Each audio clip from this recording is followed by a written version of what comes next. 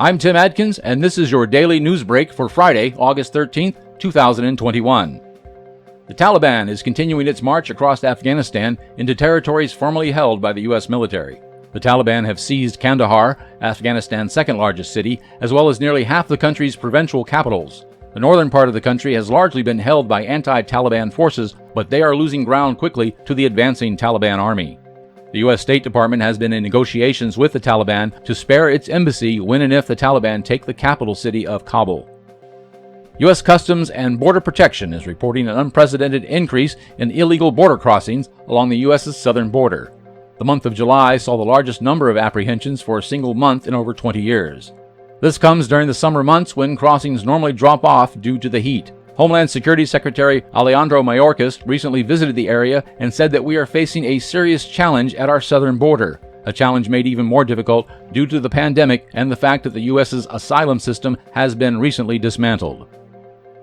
The $3.5 trillion budget resolution is facing steep opposition in the House. Speaker Nancy Pelosi can only afford to lose 3 members' votes if the resolution is to pass. Currently, there are 9 Democratic representatives that are expressing reservations about voting on the budget resolution. The 9 Democrats released a statement saying, quote, "We will not consider voting for a budget resolution until the Bipartisan Infrastructure Investment and Job Act passes the House and is signed into law," unquote. This is in reference to the $1.5 trillion infrastructure bill that was passed in the Senate with bipartisan support. Speaker Pelosi is planning to push through both pieces of legislation when the House reconvenes later this month. Governor Ron DeSantis of Florida may be softening his stance on retaliating against school district officials who defy his ban on mask mandates.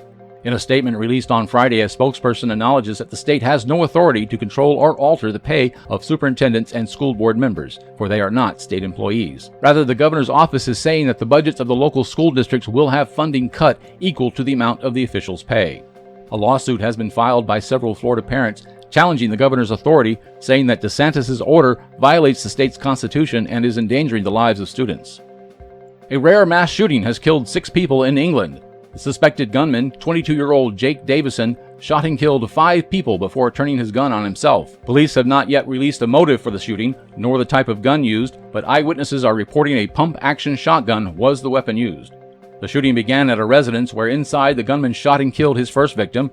He then went outside, shot and killed 2 more people, then moved up the street, killing 2 more random strangers, and finally arriving at a local park where he shot and killed his 5th victim before turning the gun on himself. Chief Constable for Devon and Cornwall Police is quoted as saying that the initial calls came in at 6:11 p.m. and that the first officers arrived on the scene 6 minutes later. The deceased gunman was found in the park a short distance away. Tropical Storm Fred has been downgraded to a tropical depression as it begins crossing over the island nation of Cuba on its track into the Gulf of Mexico, where it is expected to regain strength and return to tropical storm status. The system is 245 miles east-southeast of Key West and has a maximum sustained winds of 35 miles per hour. It's moving west-northwest at 12 miles per hour. We will keep you updated as the storm progresses. I'm Tim Adkins, and this has been your Daily News Break.